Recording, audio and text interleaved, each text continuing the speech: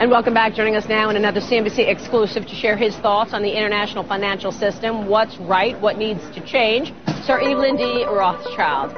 Evelyn, nice to have you on the program. Thanks so much for joining us. Well, thank you for having me. You know, I read your op-ed and I thought it was so apropos in this period, and you went through all of the people who are to blame for what has gone on, and this is a broad group. Can you take us through your observations, given the fact that we've seen this a global situation? Of course, Gordon Brown in Britain was very quick to take a stand and try and offer solutions. Well, I think hindsight, as some people say, is an exact science. I don't believe that there's time talking to you to go through the past. I think what I'm interested in how we deal with the present and go for the future. And I think that, if I may say so, I think the Group of 20 meeting was very important, because it brought out to the realization that we're all in this together. And I think Gordon Brown did a remarkable job in pointing out that you have to have action, and the action needed to be taken very quickly.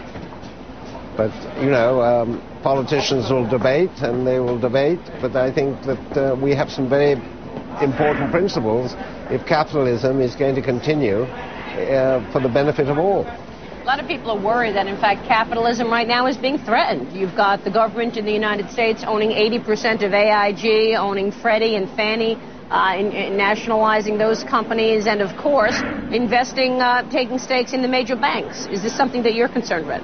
Well, I think that you had to face up to the fact that you couldn't let these people collapse, and you've now got to realize that you've got to get the better system going.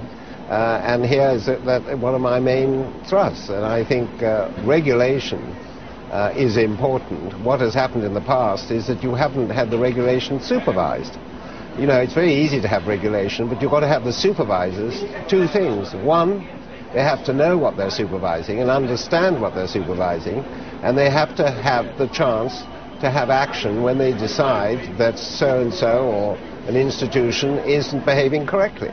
So in that vein, do you think then that it's a positive that they're looking for an auto czar, a car czar, to sort of police things once the autos get the money? Well, I think that's a form of supervision. And I'm amazed that in your country, or here in the great US of A, you haven't put more supervision into the institutions where you put your money. We in England, the banks, have been very much taken over by the government in some measure or another. The chairman have been removed, the chief executive has been removed, and they are watching very closely how they behave. Isn't it interesting that you saw the government come in and rescue Citigroup, and yet the management and board of directors remains in place? Well, maybe that's a reason for that, which I wouldn't know. But I think what is important is that we've got to go ahead for the future and for the next generation and the generation after it. If capitalism is going to become a very important factor in our lives, you've got to make sure that people understand, first of all, that directors are well versed in what they are dealing with. I'm ashamed to say that I think a lot of people in the banking community, which I was some time ago involved, and I gave up banking 4 years ago, but I think that the important thing was for directors to understand, and the people working in the banks, what they were doing. I mean, this gearing that went on in the banks, this extraordinary measure of financial acumen which was used without people understanding. So let me ask you this, as an investor, you know, I mean, clearly your family business over the years, as you say, generation to generation to generation, has proven successful throughout all of those generations. As an investor today, faced with all of this upheaval that we're seeing globally, how are you investing? How do you see the marketplace today with the fundamentals clearly deteriorating around the world and the global markets in disarray? Well, in 2007, I took the view that this is going to get very bad. And I personally, I'm telling you, I'm invested in government bonds. And I'm very pessimistic for the moment until we see what's going to happen next year. But I think that it's very easy to point out how you're placed in investment at the moment when you have lost a great deal of money. Where do you go from here? And I feel sorry for, which we don't talk about a lot, is what's going to happen with the pensioners.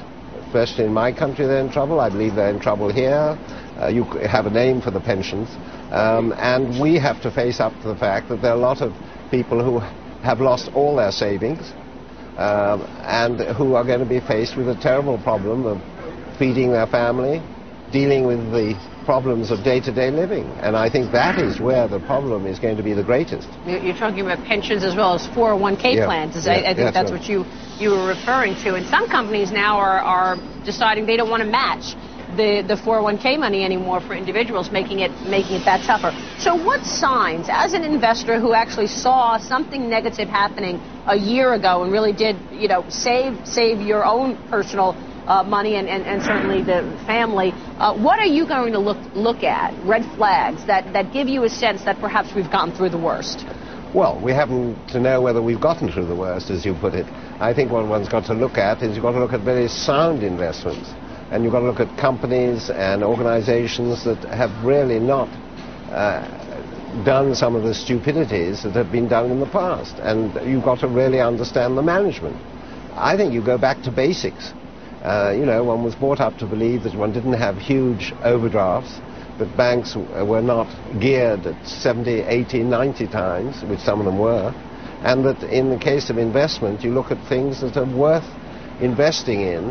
Obviously, the market will depend on whether it goes up and down with the attitude of the people concerned. But, I mean, if you take raw materials at the moment, I mean, how much further down will oil go, for example? On the other hand, if you're very safety conscious, you hang on to your gold bars.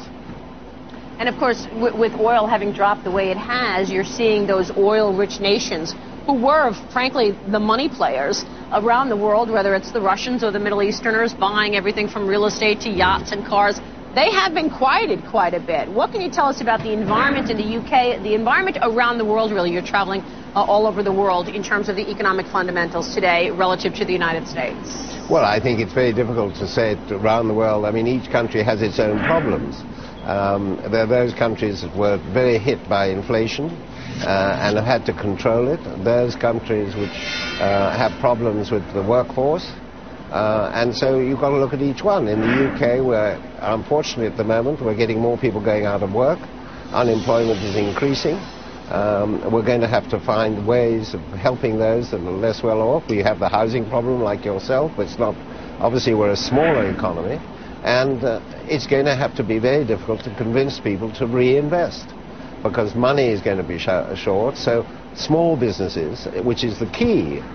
Let's face it, the world is made up of small to medium-sized businesses. I believe in this country it's a huge number of small and medium-sized businesses that make up the backbone of the United States. I mean, you're talking about the auto industry. It's the suppliers to the auto industry that in some ways are more important than the big manufacturers. Right. Which is part of the reason I think that, the government felt that it couldn't go down. Final question here. Do you have optimism that once we get through this, that perhaps the global financial system will be stronger, given the change in focus, more regulation, as you put it, more supervision? And what about the unions? You look at throughout Europe, you've got unionization. We may see more of that in the United States. Has that hurt business or helped it? Well, I couldn't judge on the United States. We had a wonderful Prime Minister called Mrs. Thatcher, who put the unions in the correct measure of what they're doing. And on the whole, the relationship in the United Kingdom with the unions is very good. But that's a challenge for each country with its own problems. But I think what we've got to face up to is it's not just regulation. We've got to go back to basics and teach bankers and investment people, whether it's in hedge funds or whatever exists, that they've got to work within a prescribed limit.